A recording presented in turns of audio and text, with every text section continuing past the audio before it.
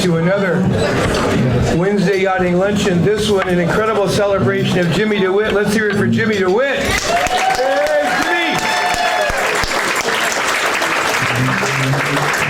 Jimmy! His widow and sweetheart of 50 years just reminded me that Jimmy is looking down here, and he has extra points for colorful paintings, colorful ties, and colorful remarks. So if you have something you want to say, you'll raise your hand, we'll add you to the list, and you'll be on a long agenda. The first step of every one of our Wednesday Yachting Luncheons is to invite our Commodore to welcome the crowd. So please welcome our Commodore, Bo Brolick. Bo. Thanks, Bo.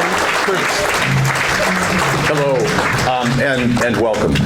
This is kind of a bittersweet time for me because I knew Jim for a long time, from when I was a tiny kid to when I'm whatever I am now, really ancient. So at any rate, most fun-loving guy, terrific attitude, and I always cherished his questions at Wednesday Yachtsman's lunch because they were often very difficult for the speaker to answer, at least in a polite way. At any rate, I welcome you to the club. As you know, we adored having Jim here, and we got his paintings all over the place. I think half our Commodores have their yachts painted by Jim, which is terrific. So I don't want to stand up here and take much of your time. I have learned in the 1 month I've been Commodore that the best thing a Commodore can do is get off the stage. So I would welcome the next one, Ron. Who's up? Thanks a lot. Thank you, Bo. Thank you, Bo. Next up is a video. So I've got for Jim DeWitt an official St. Francis Yacht Club coloring book and a set of crayons to pick it off. So it's going to put off in your new home. Yeah, just like playing the truth. I said, I need to do art so I can see everybody. Can you see me now? When you came in the front door, asked to remove your hat. Well, it's happened to me, and they're very polite, they ask you to just remove your hat. Well, I'm bald, I don't have any hair, but I'm sure I'm going to ask me to remove my underwear.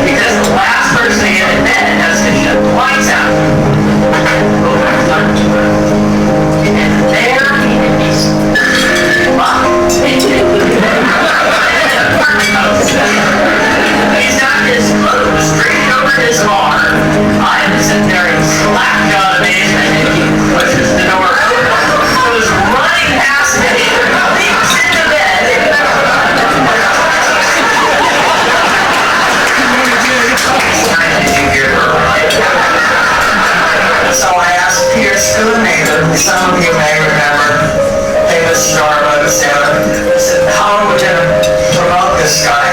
He said, I'll have him win something important. So Jimmy, with his spirit of everything in moderation, went out and won the men's sailing championship.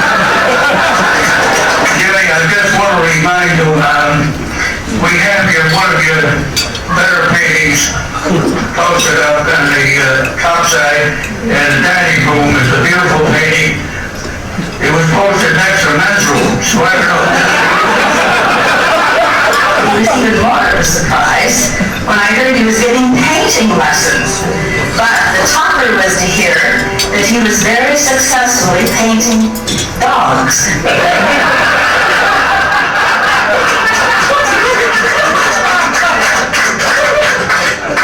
There are a lot more people with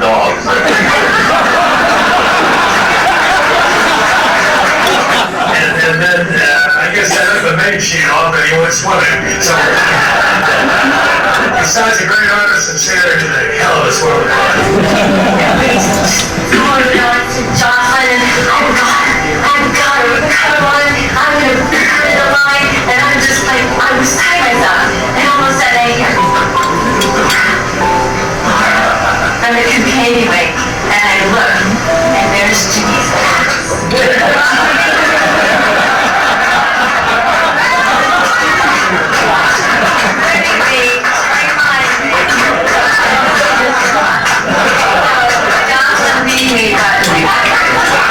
He would come in and the guy who was coaching him kind of ready to retire said, Jim, you're going straight into the wind. And when you're putting up wind, you can't go off at an angle. He goes, no, I don't want to go at an angle. I want to go there. Well, I knew that the shortest distance between 2 points was a straight line. So I went straight line to Vancouver. And it was very shifty on the mirror, and occasionally I'd be on the right hand. And then I designed my own little snipe burgee. It said that you had to have the snipe on the thing. So I made a little chicken shit snipe. And he had little short wings, and he had his feet out in front of him. And he was a cute little chicken shit snipe. So I put the snipe on the sail, just like the rules said. As long as my crew held the weather flew and didn't let it go, we could go to weather forever with the spinnaker just hanging alongside the boat. So he dropped his spinnaker, then we shot ahead, went around the mark, and we were on the wind, going to weather, as he approached the mark. And he sat there in slack-jawed amazement, figuring, what the hell happened here? You know, I got a cheat sheet here that reminds me what to talk about. I wish I had that, so I went to school. And I had my butt over on the rail, and I pushed my comb and my wallet out of my back pocket, and the surface tension of the water kept them floating, but I couldn't reach back in time to get them. So I said to the crew, do you mind if I swim back there and get my comb and my wallet? And they looked like I was crazy. Stood on the transom and dove off with it. Well, I pushed the boat further ahead. We were inflated, and all the boats said, what's going on up there? What's he doing? Oh, I know. On our way up there and all the wind is time. I can't tell you about what happened on the way up there. My wife got me off. Anyhow, I was dyslexic, and when at that time they thought if you're dyslexic, you're either stupid or lazy. Or both even know what dyslexia was. So I was halfway through life before I realized what dyslexia was. And then when I heard that Einstein was dyslexic, I said, oh boy, I'm in a good crowd. Oh yeah, my teacher in high school had me in a art class. And the teacher was a PE teacher who was teaching the art class. And I did a camp. And I had pointy edges on the ellipse, and that's but he didn't know it. And he thought I was great, gave me an A. And because of that, my mom sent me to art school. She said, boy, here's something my kid can do. He got an A in art. So I went to art school. When I got to art school, I realized that teacher didn't know how to draw the lips. You started making sales. What year did you make your first sale? 1959, Pam says. Can you work for a real alive? She confirmed she was alive. It's been a pleasure. I've enjoyed it very much. Thank you.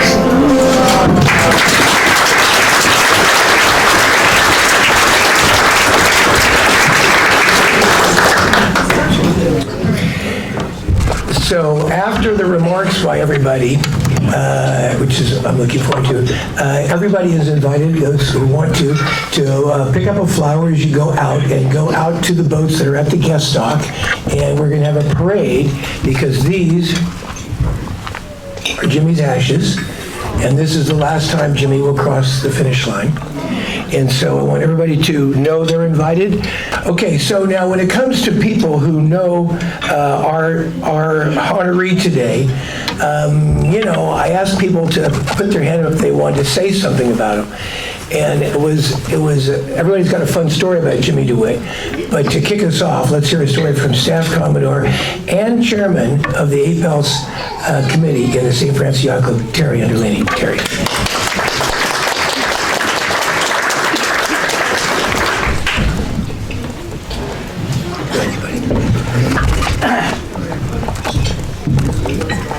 Wow, look at this, huh? Fantastic. All his friends and many more who couldn't make it. It's just a remarkable turnout. And I am very honored to be here on behalf of the 8 Bells Society that we have here at the St. Francis Yacht Club, and to participate in this wonderful affair in the memory and times of Jimmy DeWitt. Truly a Renaissance man. I don't have to tell you much about him because you all know something about him, and probably a lot more than me. But it's my honor to be here, and I want to talk a little bit about Jimmy. And of course, I've read, as you have, that his career started way back when he was age 7, and he drew a sailboat. His father was making a sailboat in the backyard of his house, and there he was drawing a picture of that boat. And so it started pretty young for him, and then he, of course, went on and accomplished a great deal. In fact, not only is he a world-class sailor, as you know, with all the achievements listed there on that brochure, but a world-class artist. And many of us know him both ways, and some of us know one way or the other, but it's been great to watch his career and to be here today. I have a little story, Ron mentioned, about paintings. So, in 1995, Grant Settlemeyer, who's over here, Commodore Settlemeyer, hired Jimmy to paint a picture of his Canar Adelante, and it's right over here, actually. It's been hanging in the hallway, Adelante, 130, and he's sailing it under the Golden Gate Bridge, if you can see that, with his daughter Stephanie. And it was a wonderful painting. So when I came along the next year, 1996, I was Commodore, and I thought, gee, that was great. I'm going to talk to Jimmy about doing a painting for me of my boat, Bonino, which is over here, Canar 102. And so I call him up, and I say, I see this wonderful painting you did for Grant. What about doing something for me on this, or painting something for me? And he said, well, yeah, we could do something like that. Do you want to paint it off, have me paint it off a photograph, or do you want me to use my creative talents? And I said, well, Grant's got the photograph. This was painted off a photograph. I think I need to change it up a little bit. So yeah, why don't you go for it, Jimmy? I don't know what it's going to end up to be, but yeah, I would like that. So we started collaborating. He says, well, you have a picture of the boat. And I said, well, yes, I do. Hang on. So if you can see this, it's a photograph of my boat, Bonino, racing up in the bay, but it's on port tack with my crew hanging out there. Actually, my 8-year-old son's on the rail. So I said, well, I've got this picture, but it's on port tack. He says, no problem. We'll put it on starboard tack. So, okay. I said, well, I'd really like to have it in front of the yacht club. He says, no problem. It'll be in front of the yacht club. How about the A&B buoy? Sure. No problem. So then I said, wow, this is getting great. I said, you know what? I have one final request, Jimmy. He said, what's that? One of my competitors, who I'd love to compete with and beat every once in a while, needs to get, I need to have him in the background, behind me. Oh, really? Who's that? Well, Bob Fisher, 105. Like it. Actually, that boat's still in the fleet here, owned by Shamsidui. Anyway, if you look over here, guess what? There's a blue boat. That was a blue boat, Fisher's boat, right behind me. And he's going to stay there for the rest of his life. So Bob, I say, Bob, yeah, there's a great picture of Bonino over there. You're sort of in it too. You better go see. Really? Okay, I'll go see. So come back. Hey, why am I behind you? You're always going to be behind me, Bob. But here's the break. You can go see Jimmy, have a painting of your boat that's beating me, but you can't hang it in the St. Francis Yacht Club. It's over there. He was a member of San Francisco. Anyway, we've been kidding about that ever since, but I love the painting, and you can see that there's a lot of different kinds of art in there. He's got the sky a different color, the water's a different color, so the different things he did, they're both beautiful. Grant's picture is beautiful. This one's good. You can see how he went a little bit crazy over here, and he did more traditional over here. So, and quite a bit of these kinds of paintings are all over the place. In fact, as you know, there's 13 hanging in the Yacht Club all around it. Anyway, I'm not going to take up too much more time. I know that Jimmy's up there in heaven doing a final portrait of a famous sailboat race. Maybe Ron Young's a youngster, I would think. And he owes him one. But when he gets it done, I'm pretty darn sure he's going to go over to the pearly gates of heaven and try to hang it there and see if he gets kicked out. But you know what? I'll bet on him. He's going to get that painting hung up there on the pearly gates. Thank you.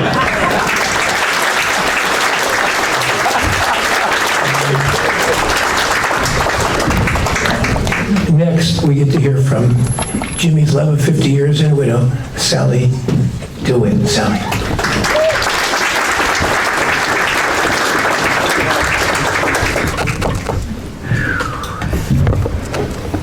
Oh boy. This is just wonderful to see everybody here. And I know that Jimmy would be pleased. I want to thank the Yacht Club so much. Oh, thank you so much. And Ron and Mike. Whoever Mike is.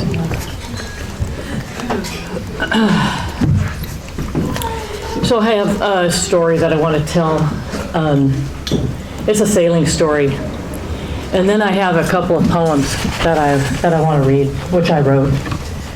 And it won't take up too much time. And I appreciate your attention and listening to me. So the first story I'll tell. I was very lucky when I met Jim. I was very young, in my 20s. And I was really lucky because I got to learn from him and also occasionally crew with him on some of those big boats that he raced around here.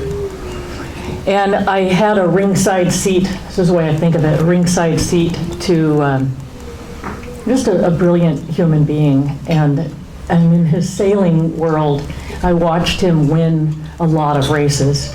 And some of them he had no business winning. So this is the story of one of them, which took place right out here. And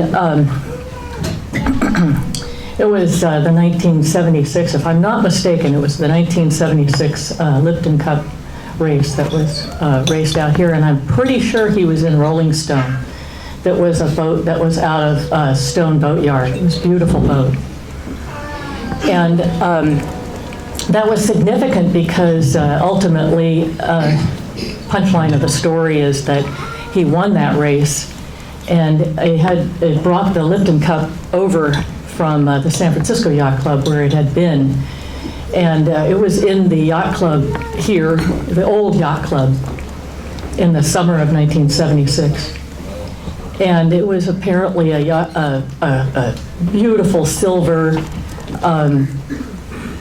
trophy that dated back to 1904, and it melted in the fire in the December of that year when the Yacht Club burned. So thank you, Jimmy, for destroying in effect the Lipton Cup.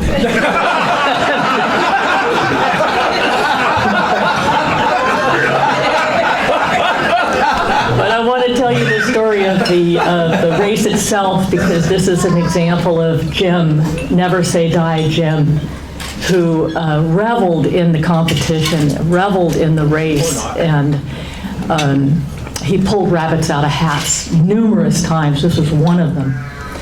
So Bill Kimley, I don't know how many of you know Bill Kimley, was Commodore of the Richmond Yacht Club for a long time, and he and Jim were fast friends. And I wasn't on board that Rolling Stone, that race, but Bill Kimley and I were up in the Richmond Yacht Club race committee boat. It's called the Pelican, up by Chrissy. I'm not sure if the weather mark was actually Chrissy or maybe it was a set mark that was a little further out. I don't remember that part. But anyway, we were sitting up there getting ready to watch the weather mark rounding. And meanwhile, the boat started down here. And unbeknownst to Bill and I, Jim was over early and had to round, do a couple of like 360s or 720s or whatever they were doing back then. And in any case, he had a dismal start, or as he put it in a book I just read this morning, in his own words, he had a great start, he was just over slightly. So anyway, he had to go back and start again. And so anyway, the rest of the fleet was working its way up the shoreline because it was flooding. And they were doing short tacks up the city front, as one would expect. And so Jim was getting started, and one thing he told me later, and many times, was you cannot win by following. So he took a look at the situation, and he was way behind. Nobody was paying any attention to him. Another little cardinal rule that he had was always cover your competition. But nobody was worried about him. He was just so far behind. So they were doing their short tacking up. So he took a flyer, and he went out. And all he was doing was seeing if there was something good happening out there. So it turns out there was something good happening out there. There was a little bit more ebb or a little bit of a favorable current out there. And I don't know, maybe the wind was in the right direction too. Whatever it was, Bill Kimley and I were sitting up there, and we had our binoculars, and we were watching the shoreline, and we're watching all the boats on the shoreline. We couldn't find Jimmy. Finally, I kind of looked back over there, and I saw this boat. I could just see the bow, so I wasn't really quite sure which kind of boat it was, or if it was Jim, but it kind of looked like Jim. And I couldn't believe he was that far behind with my binoculars. And so it kept coming and kept coming and kept coming, and we were watching that boat. The closer it got to us, the more I thought, well, gosh, maybe that is Jim, and by golly, it kind of looks like he's going to make this mark. And that's what happened. He just made, I think he did a little bit of short tacking inside down there, and then he just took that flyer out there, and the current took him up to the weather mark. And by the time he rounded that mark, he was in a crowd, inside, and in first place. We were just amazed, and he held on to that lead all the way around, and he finished first, and he took that trophy back from San Francisco Yacht Club.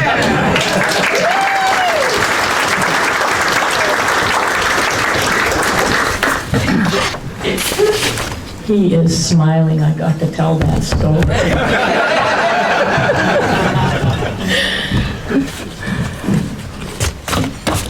So I'm going to read a couple of poems that I wrote.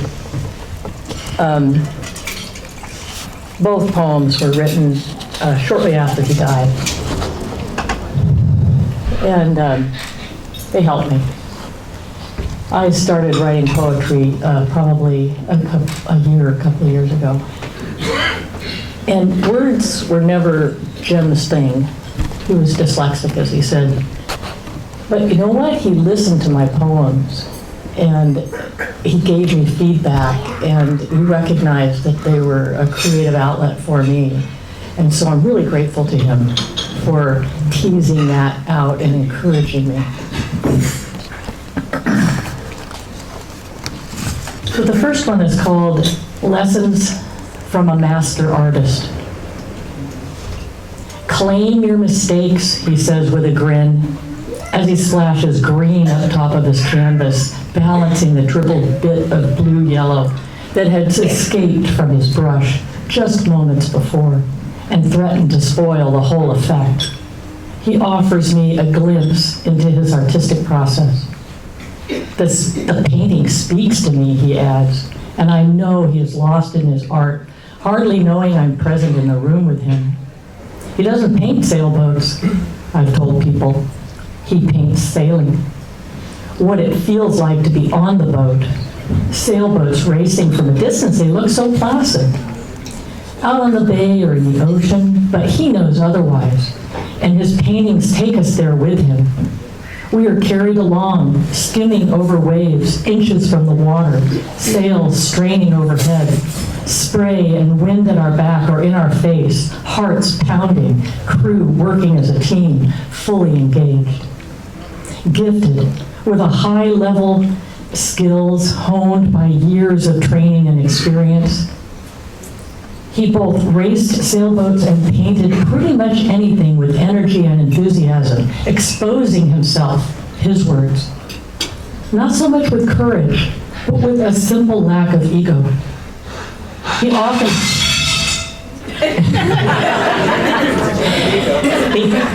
he often sought and considered input and feedback, but avoided overthinking, trusting the process and his instincts. With little fore or afterthought, he transported us, and we shared in his joy and reveled in the thrill of the moment. Thank you. This one is called God Laughed When He Put Us Together. I often told you with a smile, God laughed when He put us together. All the archangels protested, wringing their hands. How can this ever work, they worried. They're so different, and not just by age. That was true enough. But what a wild ride we had, full of art and sailing. Start to finish, we were better together. We were a team. Early on, it was all about sailboat racing, you skippering or looking super cool on the stern as the tactician. Sometimes I got to go along as crew, doing my part to help you win races. In your studio, you were like a kid in a sandbox, creating exciting, dynamic artwork. I loved helping you share it with the world. It wasn't all fun and games, of course. Understandably, nearly a generation apart in age, we didn't always see eye to eye. At times, it looked like the archangels were right and all was lost. But as we neared the end, I looked at you, and you looked back. Let's just keep loving each other, I'd say. It's more fun that way, and really nothing else matters. You'd squeeze my hand, or maybe reach up and pull me to you. It turned out God was right all along, and all the archangels had to concede. When it was all said and done, differences or not, this relationship had worked out just fine.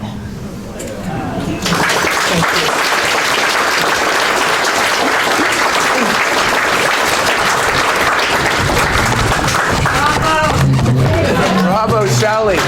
Sally DeWitt, his partner, 50 years. Sally DeWitt. Sally DeWitt, partner of 50 years. Thank you, Sally.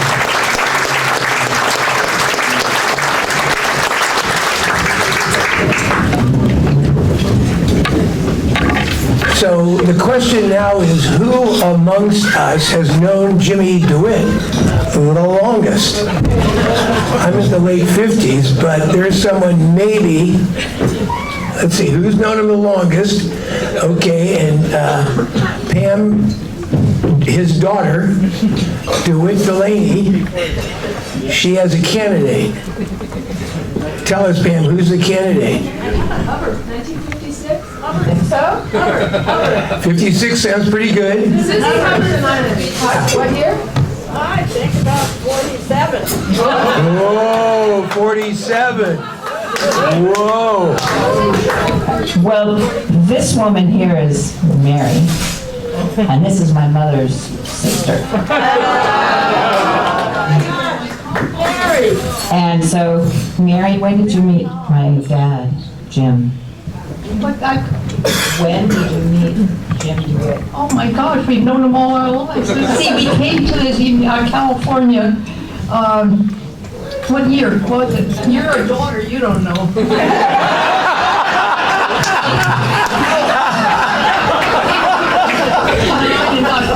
War of 1940, and so we became Californians until we could go back to the Virgin Islands.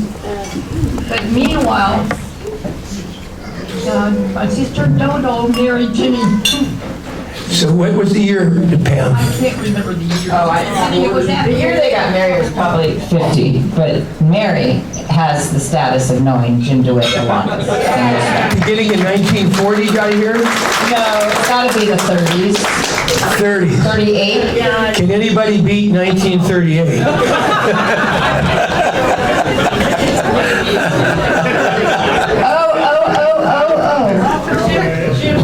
Jim DeWitt was my cousin Deborah's godfather. Who's my godfather and what's he over? My non-church going father. Well, I was the eldest female baby in the family for the Swinson sisters, and so I was the firstborn, and so Jim DeWitt was, I'm not sure, I wasn't aware of how he got appointed my godfather, but I think it had something to do with his wife at the time, or his fiance. So I enjoyed a wonderful life at the Richmond Yacht Club, and now at the Vallejo Yacht Club, and racing with my father, and who got started in racing thanks to his neighborhood friend, Jim DeWitt. Right, somebody in here might know John Holm. John Holm.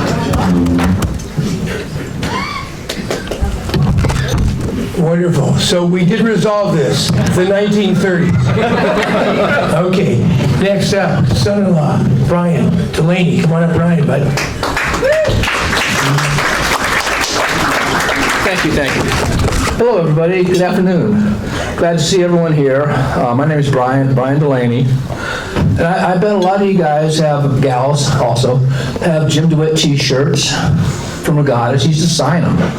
I bet some of them have t-shirts, ties, scarves. I bet some even have some flat work.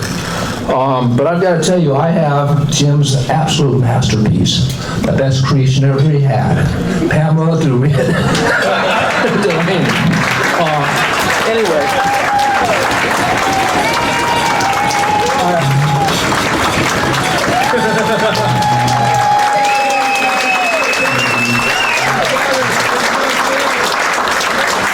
I kind of wish I went to Toastmasters in high school. Speaking in public's not my thing, so I'll try to. I've got a couple things I'd like to say, and I took notes, and because I'd like to try to get them all. Let's see where we are. Okay. I'm sorry. Okay, here we go. So yes, Jimmy was my father-in-law. Best father-in-law ever. And I have to mention Sally.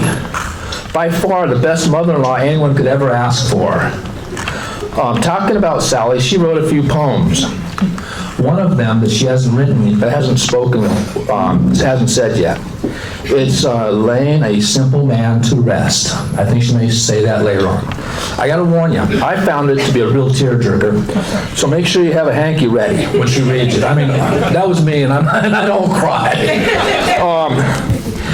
I want to focus on the simple man part. In some aspects, Jim was a very simple soul. He never raised his voice. He never yelled. He never argued. He was very humble. He was very honest, knowledgeable, and very precise, and focused on the task at hand. He played by the rules. Yeah, he was a rule player. And yes, he knew the rules very well. Anybody here, anyone of you guys ever heard of the blooper? Jim read the rule book, and he came up with a sail that was a blooper. I mean, it fit into the rules that shouldn't be in the rules. But anyway, that was Jimmy, the sailmaker. He designed it. Anybody ever sail a DeWitt dinghy? I gotta tell you, he's the guy that designed it and had it manufactured. And talking about a fun, planing, and self-bailing dinghy. So that simple soul was far from a simpleton. I'm not going to go and mention all the trophies and awards he's won, because I'm sure a lot of people know that. This is a sailing society. I'm going to focus more on the father-in-law, the father, the grandfather, the great-grandfather of Jimmy DeWitt. That's the one I really know. So I got a quick story. I'll try not to be too long, but we're up camping as a family at Lair of the Bear, Camp Gold at Pinecrest. And they had a swim across the lake, across Pinecrest Lake. It's a non-heated pool. It's about a 2-mile ride, 2-mile swim, and it started at sunrise. So both Jim and I signed up for it, for the early morning swim. Before leaving, I told Pam, "Don't worry, babe, I'll keep an eye on your dad." Well, Jimmy, the mid-70-year-old master swimmer, left a mid-40s-year-old swimmer in the dust. I've been in the equation for almost 25 years now. The day after I first met Jim and Sally, apparently they called Pam and asked if they could keep me. I thought that was so sweet. I mean, that was so sweet of them. So one of the things that Jimmy would do is he'd take a tape measure. And when he first did this to me, I was about 40, early 40s. And you'd take a tape measure, and each foot is a decade. He said, "How long do you want to live?" And it wasn't an engineering one, so it was a regular one. So I would, okay, 8'6". I want to live to 85 years old. Well, I would like to live to 85 years old, and at that point, I'm at 4'2". And there's a lot of space there. And then, I've seen them do it, now it's 50, and I'm at 50. Now I'm at 6'2". Well, let me change the page for a second. Well, Jimmy had his finger on 100, 10 decades. And you know what? He came pretty close. He only made 9'2". I mean, that's pretty darn good. I'm aiming at 85. I'd be happy with 85. So, I mean, my perspectives change, because now, 85, 62, or 60. Misspoke, sorry, Pam. 64. Anyway, that was always something. Oh, so Jimmy always told me that he wanted to die with a paintbrush in his hand. He'd always say, "I want to die with a paintbrush in his hand." And you know what? With the exception of a few fractions of an inch on his tape measure, he did. He died with a paintbrush in his hand. I'm sorry, let me keep going a little bit. So here's one. So here's Jimmy the grandfather asked me what he should get Megan, granddaughter, for 8th grade graduation. And he's milling through his mind. Should I get her clothes? Should I get her music or what? And he said, "Or a portrait." And I said, "You're asking me? Get a portrait." So Megan got a portrait for her 8th grade high school graduation. 2 years later, Patrick gets his portrait of his 8th grade graduation, and a year later, Katie gets her high school graduation portrait. So it's really nice to have an artist in the family, and I even have a headshot. Let me see. So I was going to say, Jimmy may be gone, but his artwork lives on in our homes, in our memories, in the yacht clubs, and on a lot of people's mantles and boats. And anyway, so I'm going to wind this up, but I just wanted to thank Ron Young very, very much. Thank you, Ron. I want to thank you personally and from the Delaney DeWitt family for helping put this on. This was Jim's club. He loved these Wednesday speaks and luncheons. And when he got a little older, he still had his driver's license. But Sally wasn't too sure if he should cross 2 bridges to get here and get home. So I helped try to get him to a couple of these. And this was his home. He loved this yacht club. Thank you very much. Thank you, everyone, for coming and celebrating Jim's life. Have a wonderful day.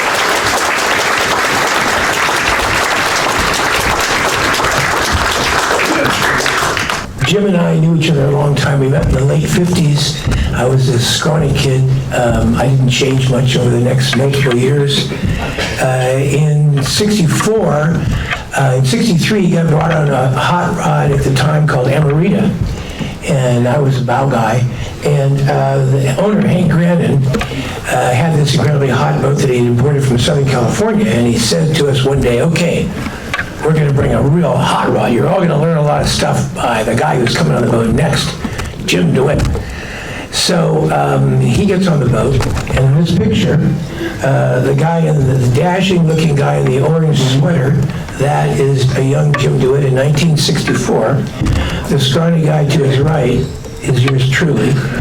And this is the winning crew that won the San Francisco Season Bay Championship in the Bay and in the ocean in the same year. We got belt buckles that said as much. And so I want to tell you about one such race in this series that we won. This is early when Jimmy's on the boat, like the second race. Anyway, he's moving around the boat. Hank is driving the boat, not always so well. And Jim says to the jib trimmer, he says, ease the jib a little bit.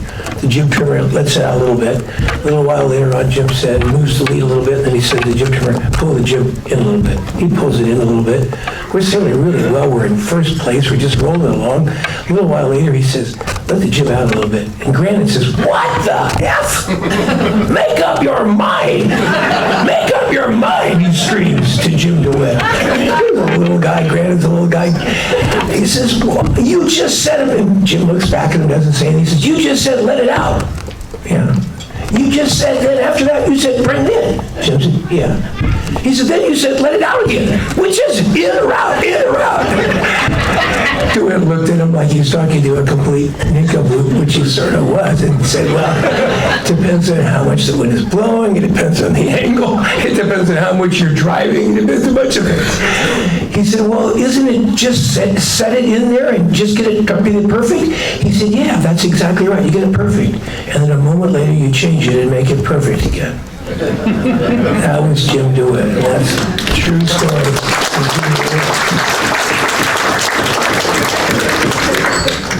Our club was early to recognize Jim as being a genius, not just a painter, but sailor as well. And this is a plaque given to Jim. This is archival from 1967 from the board recognizing the valuable contributions he made. And he made a lot of contributions that people really never know about. If you've been around a while, they've been around a little while, we saw all this happening year after year after year. This is a picture of Jimmy in what was, literally the Junior Olympic Sailing Program. Who here has heard of that? We had one of those back in the 60s, and this is the brochure from inside the Yacht Club, because Jimmy was director of the first, annual Junior Olympic Training Program on Tinsley Island. So Jim had an incredible enthusiasm to teach. He was really a gifted polymath. He was a genius in multiple things, and he also believed in sharing that genius. And I think what a lot of people have all these things to say about Jim. I look at an egg and I say, that looks very, very simple. An egg seems really simple. But think about it for a second. In order for an egg to exist, it's an incredibly complex thing, which is going to hatch and grow into another animal. It looks simple, but it's incredible. And human beings, with all of our technology, we can't make one of these eggs. Jimmy DeWitt is like that. He looked incredibly simple. He spoke softly and quietly, but I knew him as a genius for decades. And I'm so happy that we get to celebrate his life in such a beautiful way. He's smiling right now. And I also want to thank Hans Troinfelds for wearing the right tie today. Who else? We all have copied each other. Who else has this tie? Yeah, Boomer has this tie too. I saw 3 or so of these ties out here. Anyway, it's a great pleasure for all of us to be able to be here and talk about Jimmy. And the next person to do so knows of what he speaks. Next, I think Kenny's next, right? Let's just see, yeah, Kenny Keefe. Come on up, Kenny, whose father just passed. I've known Kenny since he was like a 13-year-old, and he was a brilliant kid. You don't use his words often, but it's actually true. And his dad was one of the seriously significant contributors to our Yacht Club, RC Keefe. Kenny, welcome to stage, buddy. So, as everybody knows, Jim's legacy is set. He's an artist, he's a great sailor, and what I want to talk about is he was a great sailmaker. what's important to remember is sailmakers today are basically a joke. They're salesmen, you know. Our buddy Blackhaller wouldn't know it's a sewing machine if it fell on his damn foot. Now, our buddy Bones, I want to be careful, Bones, he's a little bit different. Bones is in his own category, but we have one sailmaker in the Bay Area today, Cammy Richards, right? True sailmaker. And what I want to make sure is the legacy of Jim and the history of him being a sailmaker isn't lost. There's a golden age of sailing, and to a certain extent, the godfather of sailmaking in the Bay Area was Peter Sutter. Then we go down the next stage, and that's where these guys come along. Jimmy is one of them. Al Mitchell is one of them. Bones is kind of somewhere mixed in. He got a little confused. But the point is that these guys, there's no book. These guys are out there figuring it out themselves. Jimmy's figuring out how to design the sails. Think about the fabric. It's not dimensionally stable. It's stretching. You know, there is no template to do it. You know, Big Blue builds their sails up there in Nevada or something. There's some engineer somewhere trying to figure it out. What Jimmy did was the real thing. He designed the sails. He built the sails. He went out and used them. He won the races. That doesn't exist anymore. And what Jim did is in a gap of a very few people in the Bay Area. And Cammy's the last guy. But it's important that that piece of history not get lost, because in fact, Jim DeWitt was the real deal and one of the true sailmakers in the Bay Area. I have experiences with Jim from sailing, from sales, and from artwork, and they're all great. When I was about 14 years old, and since I'm 15 years younger than Jim, I think that's it, I'm 76, but I got my first new El Toro sail. It was one of those things with the big shelves on them that we all thought was really cool. It was great when you're playing sponge tag, because you always catch the sponge and get it back and throw it at the next guy. From a sailing standpoint, Jim told me something at least 40 years ago that I still use now. And it is said, I was sailing on some boat in the big boat series, and I was looking at the currents and all confused and stuff, and he says about coming from TI to Blackhaller. So what's the deal with the currents? And he says it's simple. An hour before max flood, you go up the cone and up the face of the island. At max flood, you go up there and go to the island and go across, and an hour after, you just go straight across. And Sally was talking about keeping it simple. I said, when I'm getting ready for regatta, I'll have my tide book and the instructions and start figuring things out a week ahead or something, and I get all going, well, maybe I could do this or maybe that. No. Jim told me, just follow this. So I've been doing that, and there's all sorts of crazy things you can come up with in your mind when you're thinking about getting ready for a race. But if you go back to what Jim told you, you're in good shape.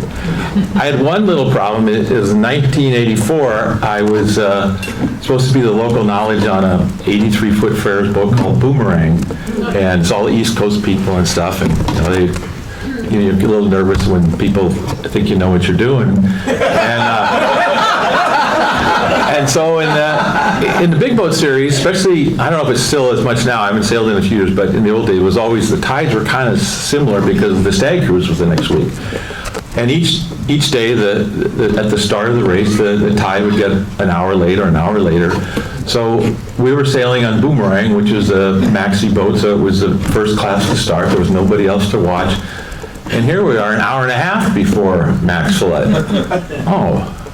Jim didn't tell me that one. So we were going up there, and everybody was going to go up to the island like you do a half hour later.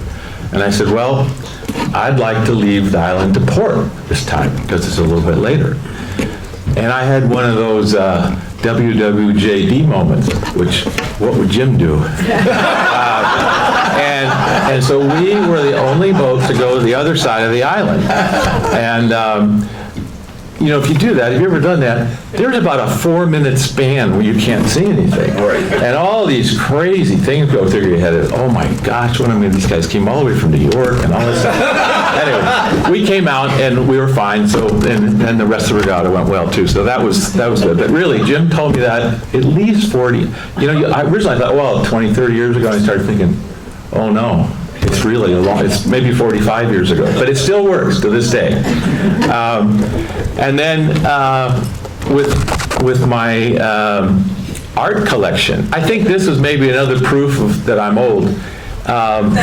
Jim and Sally came to Sharon and my wedding back in 1981, and which is 41 years ago, 42 years ago. And our wedding present was a painting, this painting. And at the time, I owned J24 with Steve Toshke, and you know, what Sally said is so true. Jim didn't paint pictures of boats; he painted sailing. And if you look at all his, except for the fact that the helmet's on the low side in that one, like that, you just get the feeling that you're out there doing it, and you don't even have to get wet. But as we all know, that one on the left doesn't look a lot like the one on the right. And we love the painting, but you know, we've been around the Yacht Club for 20 years or so of all the colorized Jim DeWitt photos, and so about 5 years ago, I asked Jim, hey Jim, could you update this one and get it colorized? They're doing it to all the movies and stuff. And so now that's our original photo, and he colorized it for us. Took him about a couple of weeks and stuff, and I gave it to him. I said, well, you know, that cost very much? He said, oh, it might be a couple $100, and it wasn't anything. He just gave it to us. So wow. We all know that Jim was a great sailor. He was a great artist, and if you guys, I don't know if you guys save your old Latitude 38 articles, but or magazines, but if you happen to have volume number 16 sitting around anywhere, there was a quote from Jocelyn Nash. There's an article about Jim and what he's done and all that. And it was a lot back then, and it's a lot more now. What year would that be, Boomer? 74? Well, you know, I looked through, they did not have the year on it, but whenever Latitude started, it was the next year after that. Anyway, so when I sent you a copy of the article. But Jocelyn Nash said, Jim was a tall man. His legs were just a little bit short.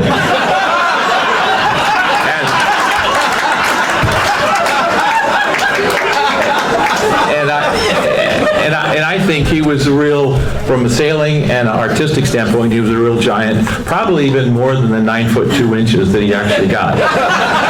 Thank you. Ron asked me to send my whole art collection. So that's my tie. He did a lot of small boats. That was an El Toro regatta, a laser, and that's it.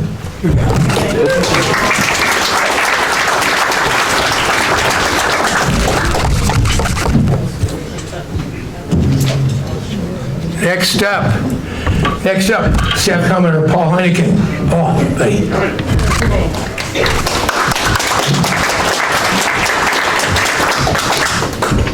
I didn't have a Jimmy DeWitt tie, but Jimmy brought me this from the brewery. And handed it to me at one of the yachtsman's lunches, so I always think of Jimmy when I put on this hat.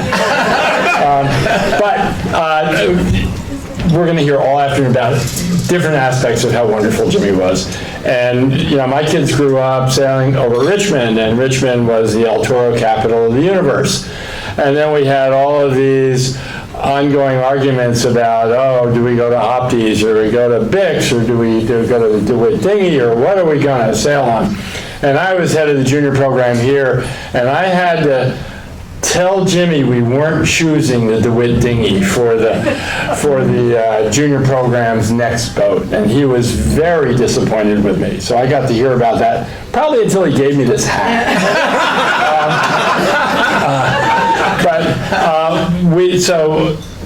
We found a DeWitt Dinghy up at Tinsley Island sitting in the shed. and we brought it out and made it into a kids sailing toy in the playground. So it lives on forever with little kids pulling on lines, turning the tiller, et cetera, in the playground at Tinsley, taking care of our next generation. That's Jimmy. On the art side, there's a picture that he painted of both of my kids in Cagliari when they both won the World Kiting Championship. And that was really very cool, and he did a very nice job of that. And we also have a very large picture in our living room of a 29er with my son driving and me getting very wet on the wire. In all kinds of living colors, just like these others. So, Jimmy, thank you very much. And thanks, everyone.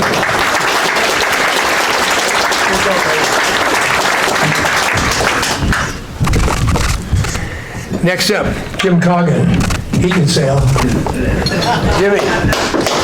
So, as Jim comes up here, he and I were with each other a bit yesterday because many of you know that we had the black collar buoy up here, and thanks to Bruce Stone, it was resuscitated, revitalized, and improved a couple of years ago, and we did a series of Remembering Black Collar videos, Wednesday Yachting Luncheon videos, where people from all around the world actually called in and talked about Remembering Black Collar. And on each of those, Lisa Black Collar, his daughter, said, gee, I just wish that Tom would have known before he died that there'd be a buoy named after him. So I got to thinking, holy cow, you know, that's a horrible thing. And I thought about our friend, many of our friends, Hank Eastham.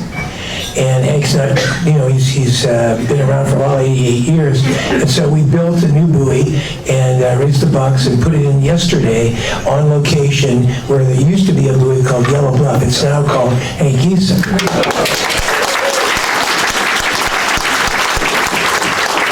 Hank started sailing here at age 8, had all kinds of stories to tell.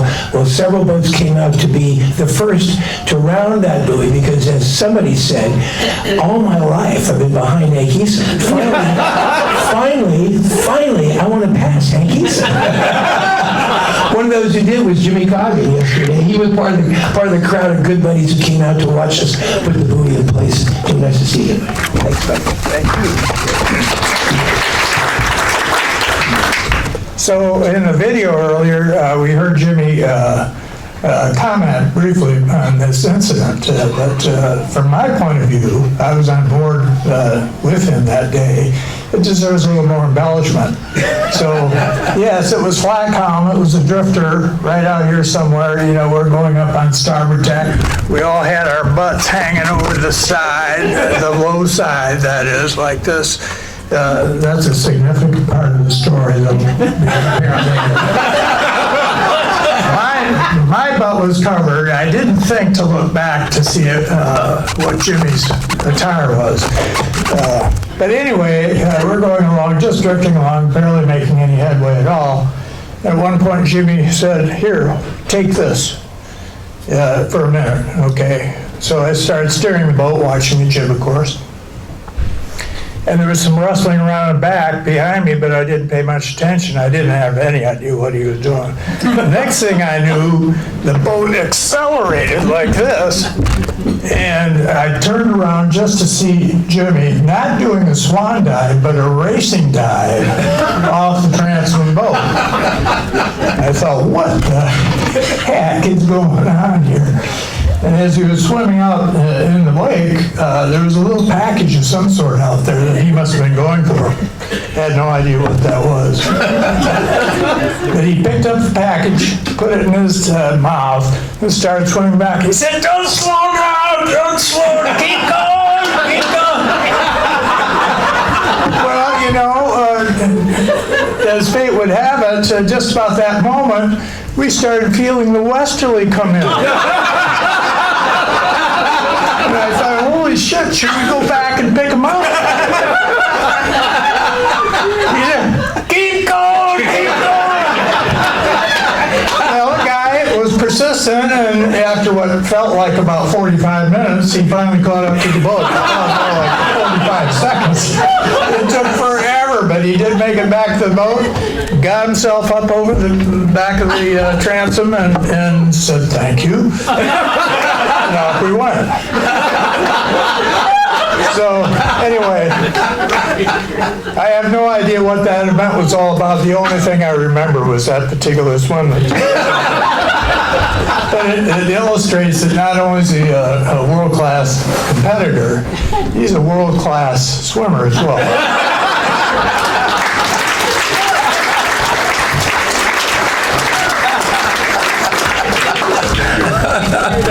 Let's see, next up, Eric Aarons is here. Eric, where you is, buddy? Here we go. Come on up, Eric.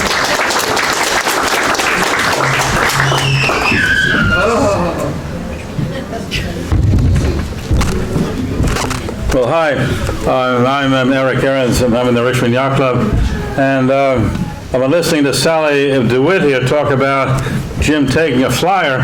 It reminded me that I asked Jimmy once, how did you win the Mallory Cup? And that was, and still is the men's championship. And it used to be a big thing back in the day of amateur sailing. And he won it in the early 1960s on the Chesapeake Bay. And I asked him, well, how'd you win that? Well, he said, well, it was calm, and they had postponed the race, and then they called it on, and we didn't get out there until after they'd started it. It had already started half an hour early, and they didn't wait for us to get back out to the starting line. And so he said, well, we didn't want to follow the other boats, so we went a different way. And we won the race. and that was Jimmy. He was a great guy. He just said, oh, we just did something else. It was no big thing. Jimmy never did anything that was a big thing, it seemed like. So anyway, that's... I run the beer can races over at the Richmond Yacht Club, and some years ago, almost 20 years ago, I think now, Jimmy said, hey, how'd you like to have this picture? And I said, well, yeah, because I'll take anything for the beer can races.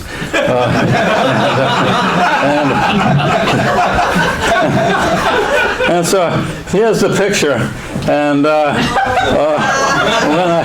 it's a lot of people think it's the back end of a horse, or the back end of an elephant. And when I carried it in here a few hours ago here, the person who helped me put it on the table said, oh, it's the back end of a horse. And so anyway, so and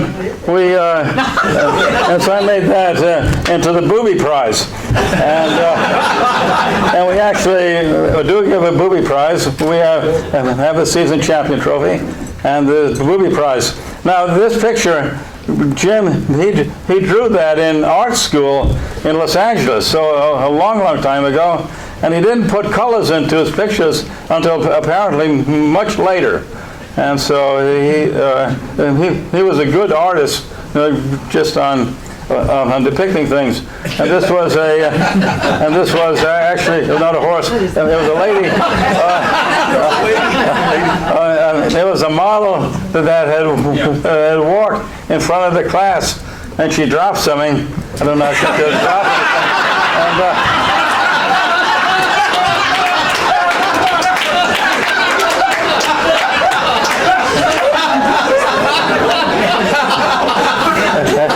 And she stooped over to pick it up. I mean, Jim remembered that.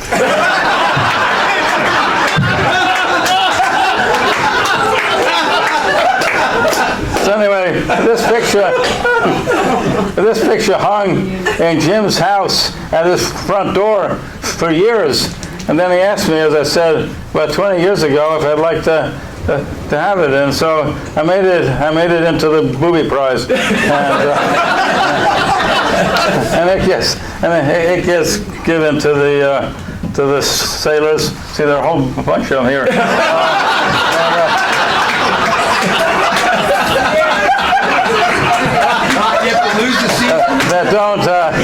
That don't take the beer cans seriously enough.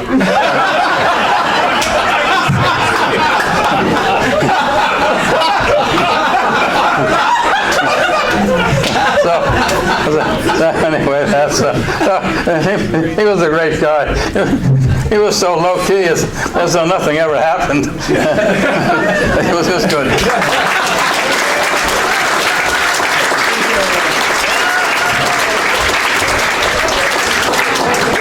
Kurs Clausen, you're next, buddy. Come on up, Kurs. Kurs Clausen. Kurs, here's Kurs. Come on, Kurs. Get on you, buddy. Kurs Clausen. What a hard act to follow. Jim DeWitt's been part of my life since the late 50s. He was my sponsor at St. Francis Yacht Club. I got a lot of stories, but I'm only going to tell you one. Jim invited me to sail to Hawaii on the Trans-Pac race in 1971. And on Sandpiper. There were 3 boys and 3 men, and it was a total fiasco.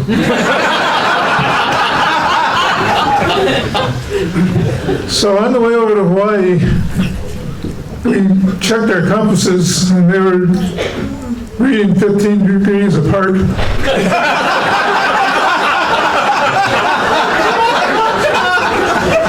So one of the shrouds fell off the boat going around Catalina.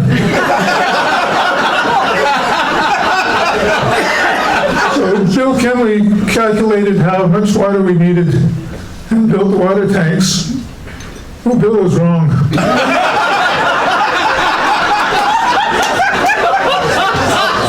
We had dehydrated food and no water.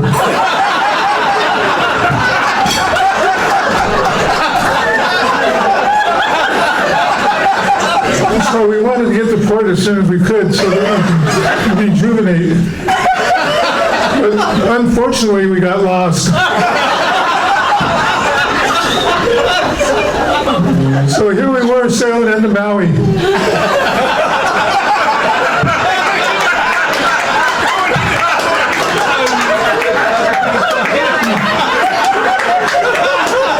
So John Gilmore, who was on board the boat, he was one of the kids, figured out on the RDF that we were really going to Maui instead of Oahu. And so we turned right, and 2 days later we finished. Sandpiper was an interesting boat. It was one of the first lightweight boats that surfs, and we had no wind that year.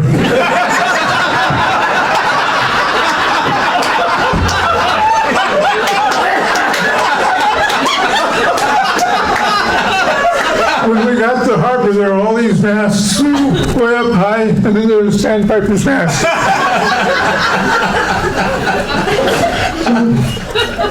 On a serious note, I have a fact I'd like to share with the group here.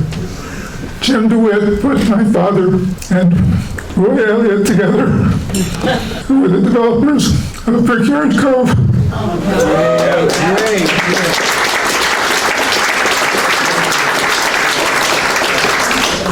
There would be no development at Brickyard Cove if it wasn't for Jim DeWitt. Thank you, Ken.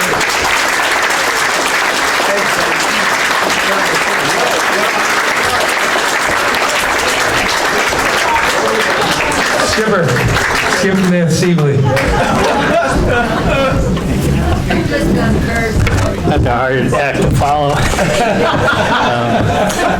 When I first started sailing with Jimmy DeWitt, I was sailing a lot with. Anyway, we're working on the instrument. Oh, Lou Taylor, sorry, and he had a company called Velcron or something like that, and he was making specialized instruments like we have today, but we did very accurate measurement of the wind angles and speeds and stuff like that. Whenever we got on the boat with Jimmy, he said that's 1.2 knots of boat speed, no matter what. No matter what point of sail, any boat was 1.2 knots with Jimmy.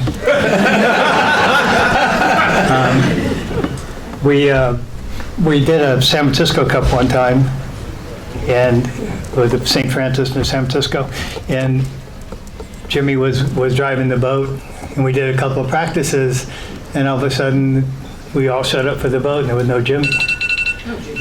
And then we were supposed to practice the next day, and there was no Jimmy. And it turned out that he was in a head-on collision somewhere. And, you know, he found him in a hospital somewhere. I mean, we didn't know, and Hank Easom took over, and we ended up winning that. But when I think of Jimmy, we went down to, we were on Finesse, the Orange Finesse, and we went down to Mazatlan in '74. And there was a pile of us for the dinner there, and there were probably, I don't know, 18 or 20 of us. And towards the end of the dinner, we've all been drinking and a great meal and stuff like that. Towards the end of the dinner, they had probably like 15 waiters, and they all had pots and pans, and they were banging them, and all this commotion coming into the restaurant. And they all came around to Jimmy and said, well, happy birthday. And Jimmy didn't know it wasn't his birthday, and didn't know whose birthday it was, but he took a nod, and we all got birthdays.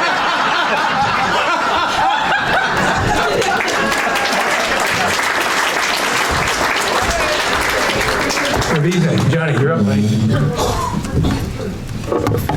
Jimmy would be so delighted that so many good sailors are coming up here and all saying he was fast.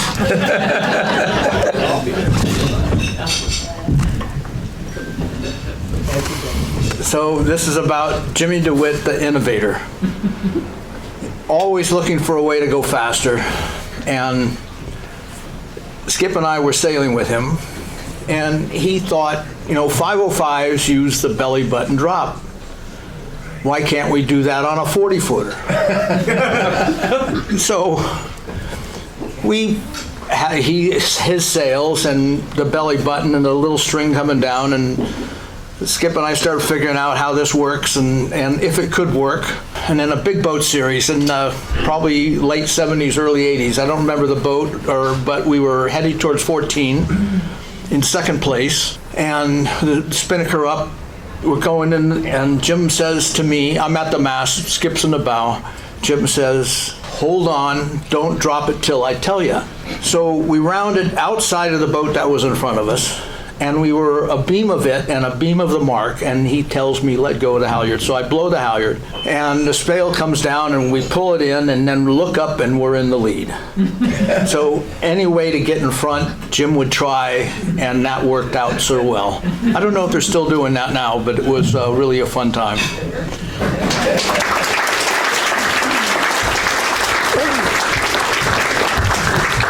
So in '92, the El Toro Nationals was up in Stockton on the main river, and Stockton Yacht Club was a host, and I had a daughter competing, and Jimmy had a granddaughter competing, and there was another kid racing, and she finished last, and then last, and then last. It was like 10 races, and this young kid finished 10th every time, all 10 races.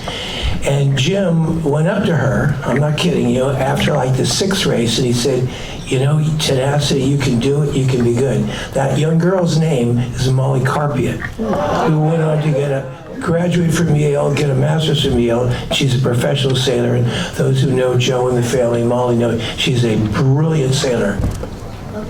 Jimmy DeWitt told her after 10 lasts to finish that she can do it, and she did. So he's an amazing guy. Next, Jimmy, you're up, buddy. Huey, where is he? Jim, no. Come on up. You're going to talk. You're up. So I had the luck of getting introduced to Jim at RYC in the early 60s, and we crewed on a couple of different boats, Golden Gate and things like that. And Jimmy had a Tempest, and he said, you want to sit in the front of the Tempest? And I said, sure, anybody asks me to sail, I'm going sailing. And we sailed that thing for a year or so, and the Olympic trials for 1972 were in the works of where they would be, and Tempest was an Olympic class. And we had Jimmy had his eye on that, and I would just follow along, doing what I'm told. And it turned out the Tempest trials were going to be back in New England. And that was sad news. And he said, okay, we got Finn, Star, and Soling. And we're not a Finn group, and Stars are pretty much locked up by the guys that have always had it locked up, so let's get a Soling. So Jimmy and I became partners in a Soling, and Jimmy Coggins and a lot of people here from the Bay sailed it in the Olympic trials in '72. We had the opportunity to sail in the Bay, 5 or 6 of us together. We were probably sailing 4 or 5 days a week, 4 or 5 hours for 6 months. And felt really good about that. And the trials come along there at San Francisco was hosting out on the Circle. And what we learned was there were 36 boats, and all 36 would be on the starting line at the gun. And every little mistake you made, you backed up a boat length. And then you backed up a boat length, and you never could get it back. Buddy Mill just went on to win the trials and win the gold medal. There were a lot of names there. Lowell North was sailing the Solings, and Dennis Connors, and Bill Buchan, and all the people that were big names to look up to. And that was kind of how my introduction to sailing began, and it was just the best stretch you could have. I have lots of Jimmy stories because we did sail together, Mazatlan in 1970 on Concerto, up and down the ocean. Story that, not a story, a fact that most people didn't know. Jimmy loved sailing and he liked the ocean, but if they got the slightest bit of rough, he got seasick. He was sick, laying on the bottom of Sandpiper for hours and hours and hours at a time. Jump up and back to sailing again. He and Don Trask sailed together a lot way back. He's told me this story many, many times. I'm not going to tell the whole story because it takes about a half an hour. But they were in a Mexican regatta somewhere, and it was a Club Med next door to where they were staying. And they said, hey, let's go over and see what's going on. So they snuck under the fence and snuck in, and were hanging around the pool. And an announcement came on that they were going to have a body painting contest. And it was young girls with not much on that were the canvas. So Trask talks Jimmy into doing the painting.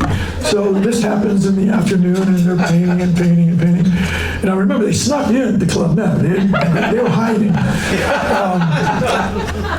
They hear an announcement that come up, the winner, they give third place and second place and first place, Jim DeWitt. So now Jimmy and Trask have this problem. How the hell do we get out of here? And I think it goes, the guy out the same way that came in, under the fence.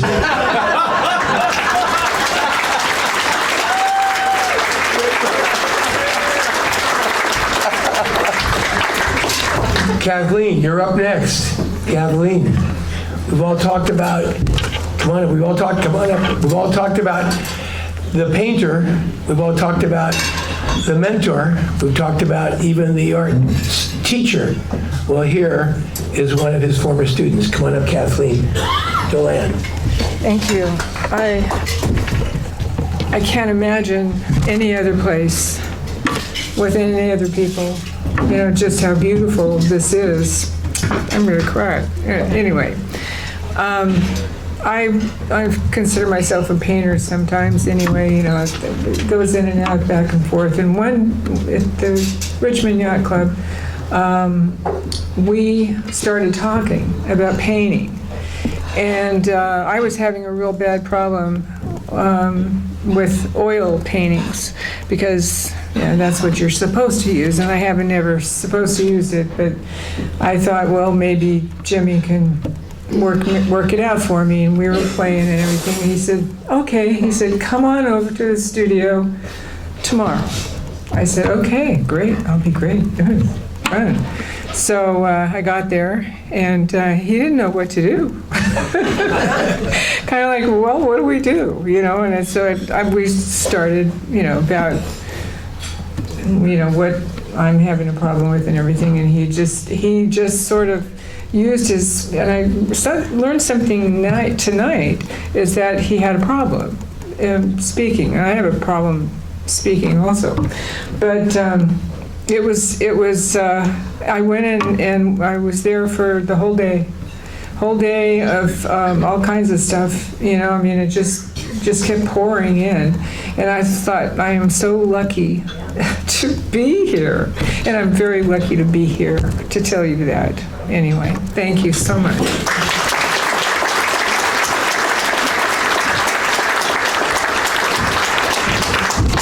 Speaking of good sailors, Mark Adams, where are you, buddy? Marky.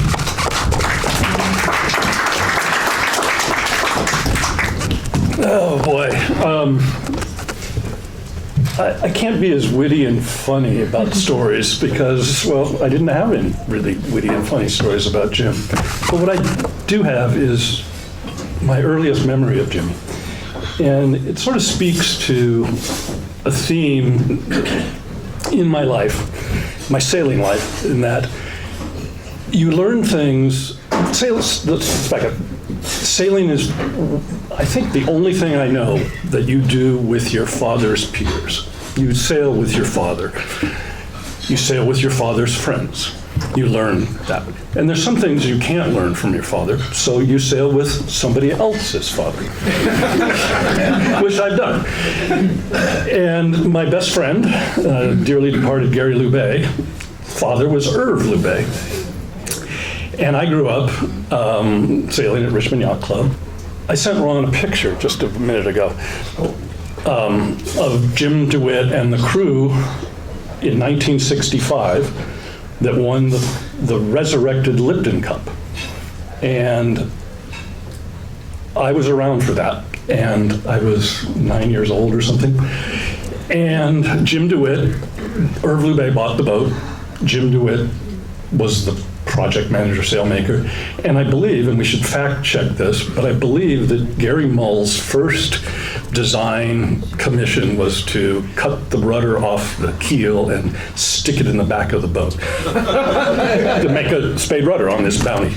But anyway, cut to the chase. I had a little model sailboat, and it came with sails that didn't work very well, and it didn't have a spinnaker, so I really wanted a spinnaker. And so somehow I got a hold of a little piece of nylon spinnaker cloth. And Gary told me that Jim and his wife were coming to dinner in Piedmont at Irv and Shirley's house. And so I went over, and I remember going out, Mr. DeWitt, I have this little piece of cloth. How do I make this work? And he very patiently sat down with me. Keep telling your story, I'm gonna get your picture. Okay, and told me to talk to my mother. She sews, right? She sews blouses, right? Tell your mother to put darts into the thing.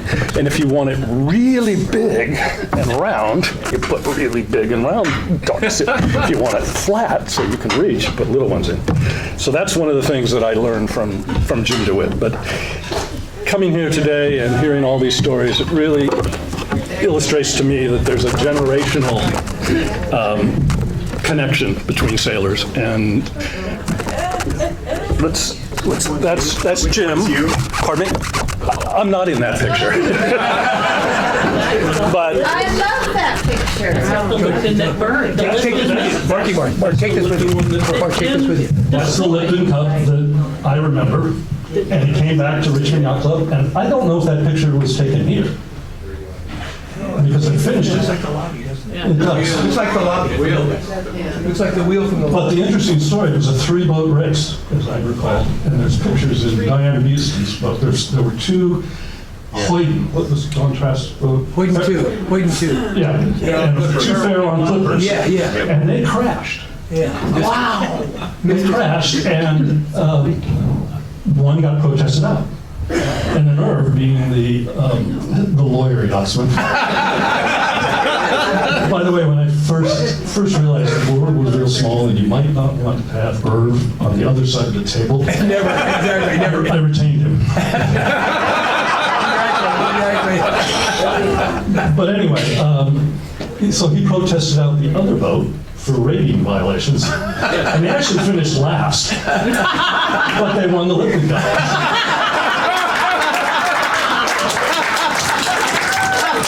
So that's Jim laughing. That's Irv in the hat. That's Bob Big Daddy Klein. Wonderful. That's Gordy Rule. Gordy Nash. And I believe that's Gary Mull. Is that Gary Mull? And this is, I think, Bob Luton. Bill Luton. Okay. And I believe that's Jens Hansen. Look at the smile on Jimmy's face. Use this one. Look at the smile on Jimmy's face. Yeah, he was pretty happy. Yeah, but that started Irv's great career in racing. So, there you go. Anyway, thanks for everything. Miss you, Jimmy. It's been a great life.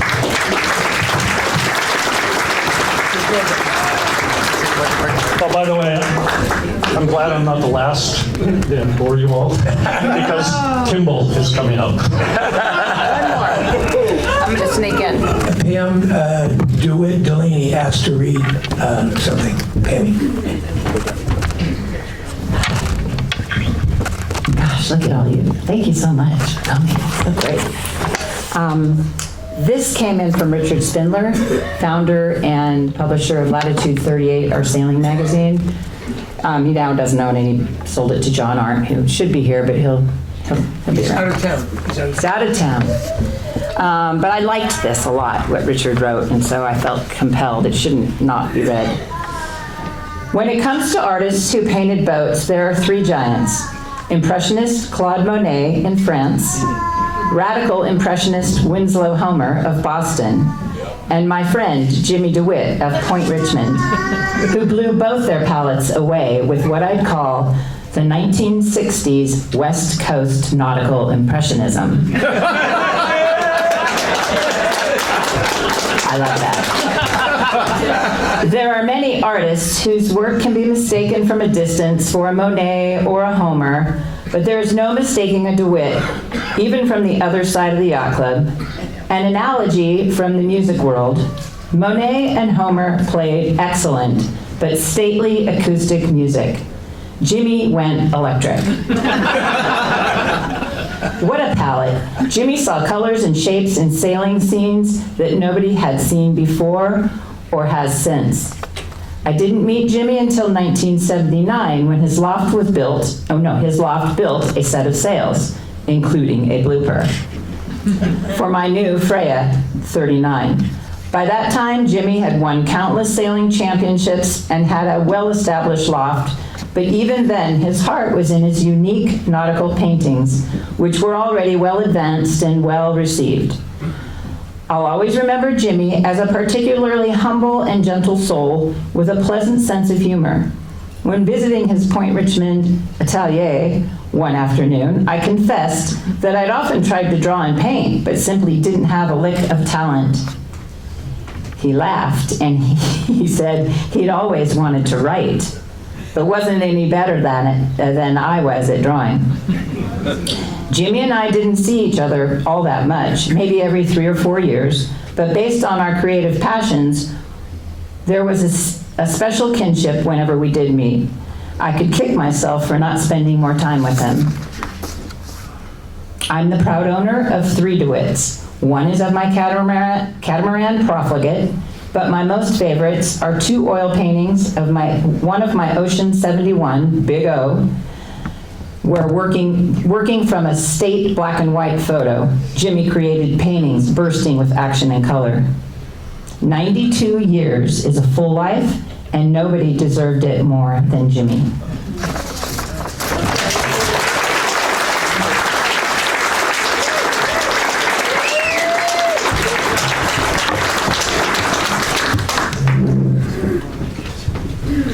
Okay, hold it for a second here. But by the way, Monday's his birthday. Oh, really? He would have been 93. Whose birthday? Jim.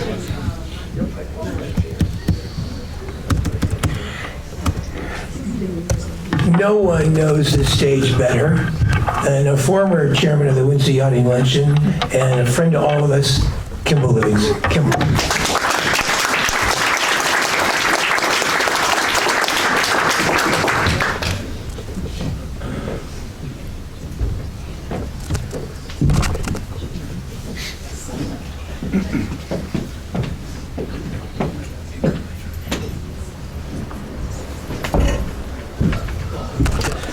We are not quite through with the ways in which Jim was a pioneer.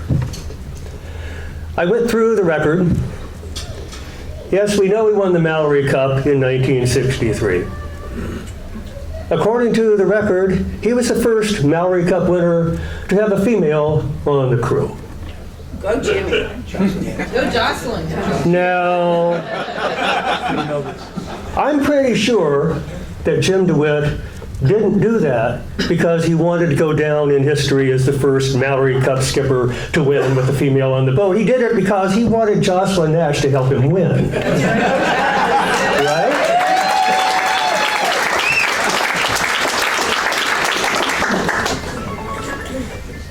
And I've heard a lot today about Lipton Cups, but I'm surprised that no one has brought up the Lipton Cup incident that I witnessed right out here with my own eyes when the irate skipper of a fish boat rammed Jim DeWitt.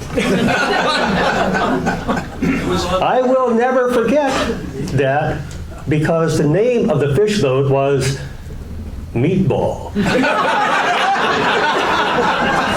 Whoever is taking out the ashes today, you've been warned.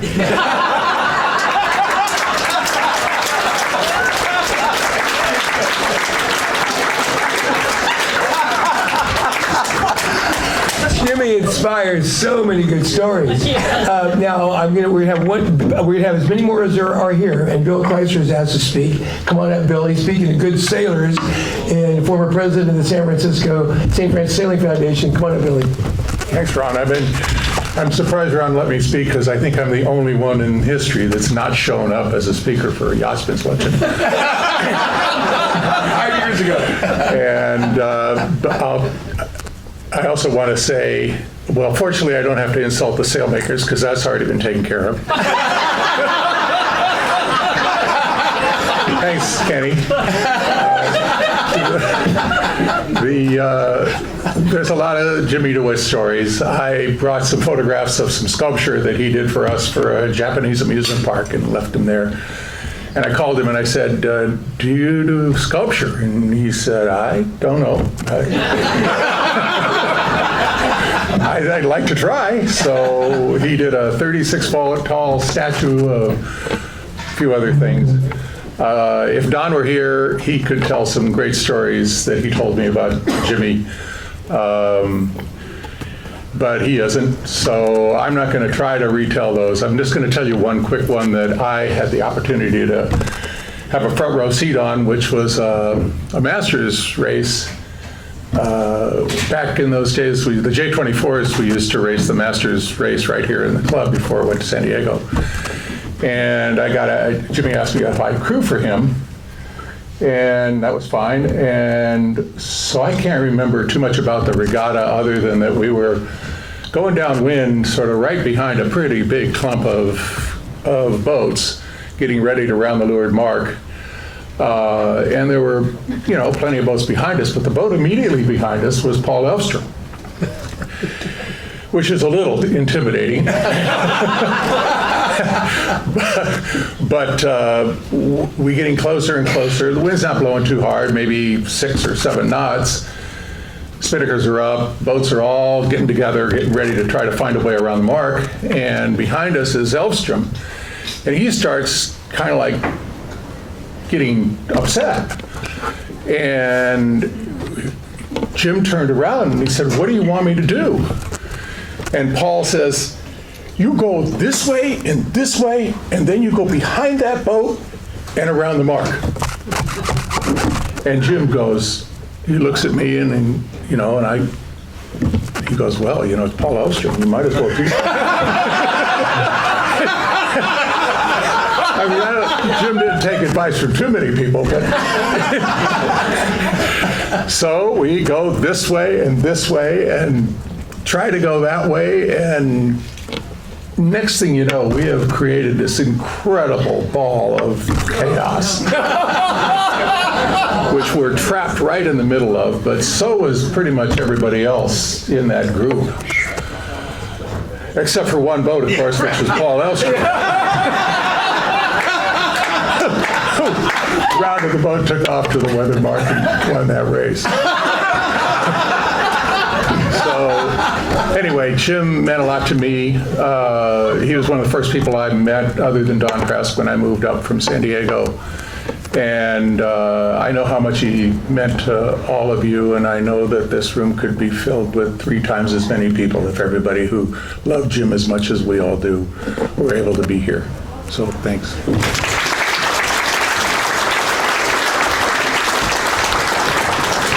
Anyone else? Yes, go right up. Wonderful. Perfect. Trying to walk. Thank you. Answer please. Hello, I'm Chris Nash. You might know me from my mother, Jocelyn. I wanted to thank Ron for putting this together, Commodore. The whole Yacht Club, thank you for putting this on for Jim. We all appreciate it. We were kids when Jim was first around. I just found a slide of mine, had me in an El Toro. I was probably 8, 9 years old, and on the sail is a tag, Jim DeWitt's bug, okay? We all went down to the loft when we were kids. It was a Quonset hut down in Richmond. They couldn't even fit the sails in. They'd cut them in half, sew them together. Through there, we saw so many sailors come through. When you mentioned so many of these sail makers, most of them went through Richmond, through DeWitt's loft. So we got to meet them all. We knew them all. It helped us through time. He was a mentor to us. He was a father. I was there at Tinsley Island in '66 when he was our coach. They used to call the loft, and my mother would pick up the phone. Gee, Jim, can you come sailing with me? Josh would go, no, but you can take Chris. So I got on a ton of boats that way.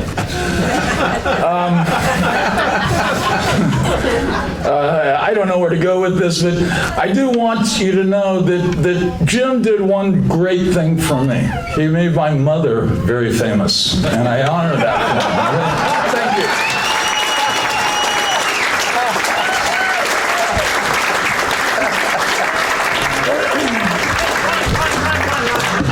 Yes, Sally. I just have to say, Chris, thank you for that, but your mother helped him enormously. Exactly, Jocelyn Nash, yes.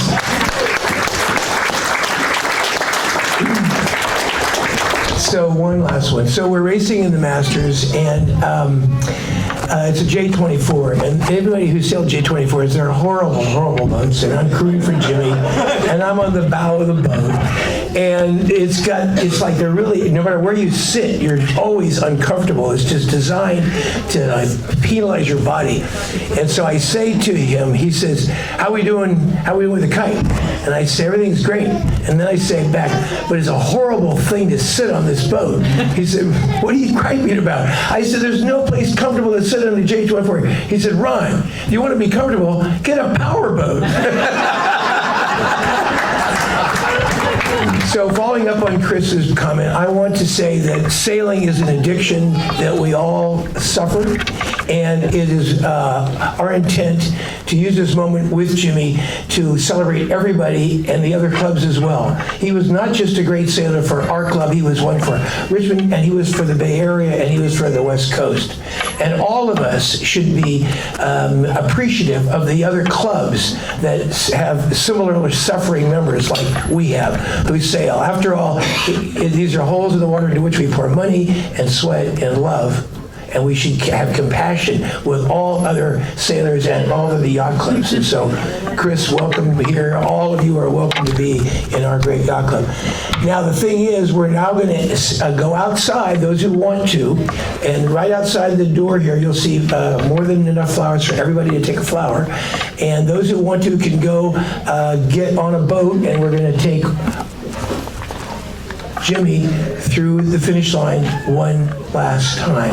And if you don't want to get on a boat, you can pick up a flower, there's enough for everyone, and you can throw them in as we go across the finish line. So everybody here has the chance to be part of Jimmy's last crossing of the finish line.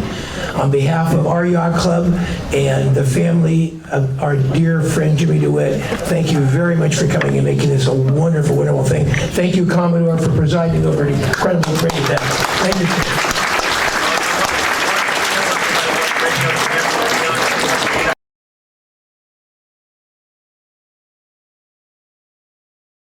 What a beautiful color boat. Perfect.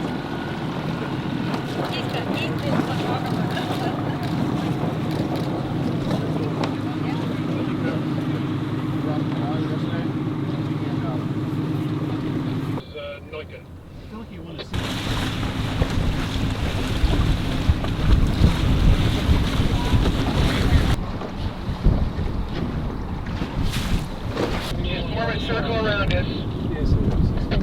Circle around us.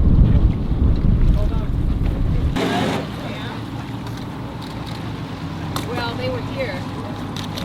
And I'm hoping We're going to go stern into the wind, bound toward the beach, and we're going to do the ceremony. Probably about 5 minutes. Now we're going to read, and I'm going to be reading over the radio. And then Sally's going to read her beautiful poem. And then we'll gather to ashes. And then we'll ring the bell. I tell them a little story about what the bell's about.